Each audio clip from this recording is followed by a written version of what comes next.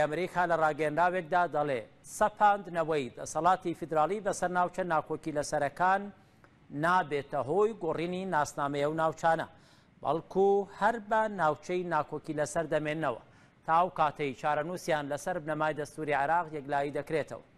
هەڵوێستی زەلالی ئەمریکا دوایەوە هات حەشتی شعبی بە پشتیوانی سوپای پاسدارانی ئێران لە شارۆچکەی پردێوە 6 جار هێرشی گەورەیان کردە سەرهێزی پێشمەرگا، بەڵام شکان. بەیانی ڕۆژێنی حەشتی شعبی بە پشتیوانی سوپای پاسدارانی ئێران لە 3 قۆڵەوە لە شارۆچکەی پردێ لە باکووری کەرکووک هێرشێکی گەورەی بۆ سەرهێزەکانی پێشمەرگا دەست پێ کرد. هێرشەکە لەلایەن هێزەکانی پێشمەرگە بەخێرایی بەرپەچی درایەوە و باشکستێکی گەورە بۆ هێزەکانی حەشتی شعبی کۆتایی هات کە بە پێی ڕاگەندراوی پێشمەرگە زیاتر لە 150 کوژرا و برینداری حەشتی شعبی و هێزە عێراقیەکان لە شەڕەکەدا هەبووە. چەند کاژێرێک دوایە هێرشاش کە خواردوی حەشتی شعبی ئەمریکا هاتە سەرهێڵ. ژمارەی کۆنگرسمان لە نامەیەکیاندا بۆ ڕێکی ستیلەرسن وەزیری دەرەوەی ئەمریکا داوایان کردووە پێویست ئەمریکا بێدەنگەکەی بشکێنێت و کۆتایی بەو هێرشانەی سوپای عێراق و هێزەکانی حەشتی شعبی بۆ سەرناوچە کوردستانەکانی لە ژێر کۆنتڕۆڵی حکوومەتی ئیدارەی هەرێمی کوردستان بێنێت.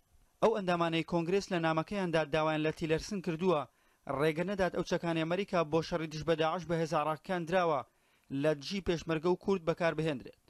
شەڕی پردێ هەر بەتەنیا نامەی کۆنگرسمانەکانی بەدوای خۆیدا نەهێنا، بەڵکو ڕاگەندراوێکی وەزارەتی دەرەوەی ئەمریکاشی بەدواوە هات. وەزارەتی دەرەوەی ئەمریکا لە ڕاگەندراوێکی داماژەی بە شەڕی پردێ کردووە کە هێزە عێراقیەکان لە 3 قۆڵەوە 6 جار هێرشیان بۆ سەرسەنگەرەکانی پێشمەرگە هێنا، بەڵام لە هەموو هێرشەکان تێکشکاون و دەڵێت ویلایەتە یەکگرتووەکانی ئەمریکا نیگەرانە سەبارەت بەو راپۆرتانەی باسی پێکدادان لە دەوروبەری شاری ئاڵتون کوپری لە باکووری عێراق دەکەن. ئێمە لە نزیکەوە چاودێری ڕەوشەکە دەکەین و داوا لە هەموو لایەنەکان دەکەین کە هەموو توندوتیژێک و جوڵەی ئیستفزازی ڕابگرن. وەزارەتی دەرەوەی ئەمریکا لە ڕێگەندراوەکەیدا جەختی لەوە کردوێتەوە سەپاندنەوەی دەسەڵاتی فیدراڵی بەسەر ناوچە ناکۆکی لەسەرەکان بە هیچ شێوەیەک نابێتە هۆی گۆڕینی ناسنامەی ئەو ناوچانە، واتە ئەو ناوچانە هەر ناوچەی ناکۆکی لەسەر دەمێننەوە و تاوەکو ئەو کاتەی چارەنووسیان لەسەر بنەمای دەستوری عێراق یەکلایی دەبێتەوە. داوای بەڕێوەبردنی ئەو ناوچانەی بە هاوانگی لە نێوان هەولێر و بەغدا کردووە. کوردستان پێش ئەنجامدانی گشتپرسی و دوای ئەنجامدانیشی بەردەوام جەختی لا گفتوگۆ لەگەڵ عێراق کردوێتەوە، بەڵام بەغدا مەرجی هەڵوەشاندنەوەی ئەنجامی گشتپرسی هەبوو. بۆیە ڕۆژی دووشەممە 16 تشرینی یەکەم هێرشیان کردە سەر شاری کەرکووک، بەڵام بەهۆی ڕێکەوتنیان لەگەڵ هەندێک بەرپرس چوونە ناو کەرکووک و خوڕماتوو. دواتر چوونە چەند ناوچەیەکی دیکەی کوردستانی کە بەپێی دەستوری هەمیشەی عێراق ناوچەی کێشە لەسەرن. ڕۆژی 20 ئەم مانگەش دەیانویست هێزەکانیان تا قوشتەپەی نزیک هەولێر بێنن، بەڵام هێزی پێشمەرگە لە نزیک پردێ ڕوبەڕویان بوونەوە و تێکیان شکاند. دیار کوردە ڕوودا.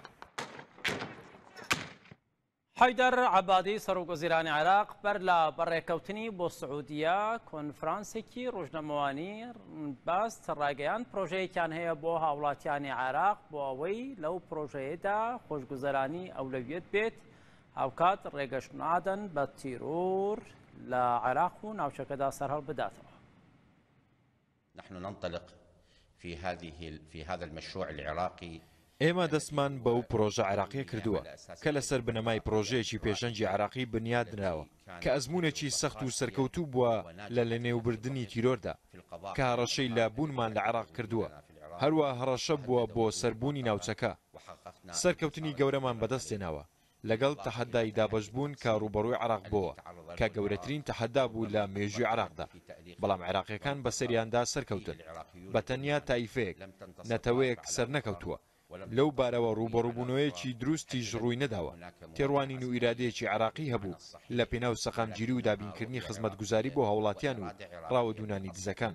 بۆیە هاوکاریەکی گەورە لە نێوان سەرجەم نەتەوەکان هەبووە لە پێناو سەپاندنی دەسەڵاتی ئیتحادی لەسەر تەواوی خاچی عێراقدا کە ئەمە لایەنی سەرەکی دەستوری عێراقا کە داوامان کردبوو.